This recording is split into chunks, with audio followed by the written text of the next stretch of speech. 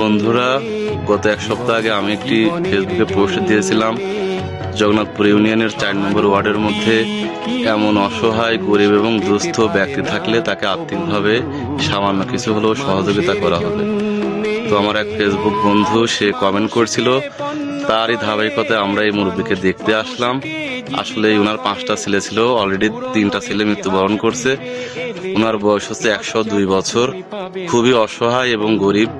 আপনারা দেখতেই পাচ্ছেন, উনি যে ছেলের মধ্যে খেতেন আর কি, সেই ছেলেটাও মারা গেছেন। ওনার একটা সেই ছেলের 2টা ছেলে আছে সম্ভবত, একটা ছেলে একটা মেয়ে। আসলে খুবই অসহায় এবং দুস্থ পরিবার।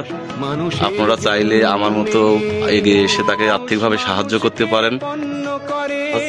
মানুষ মানুষকে জীবিকা করে, পুরনো ইতিহাস ফিরে এলে লজ্জা কি তুমি পাবে না ও বন্ধু?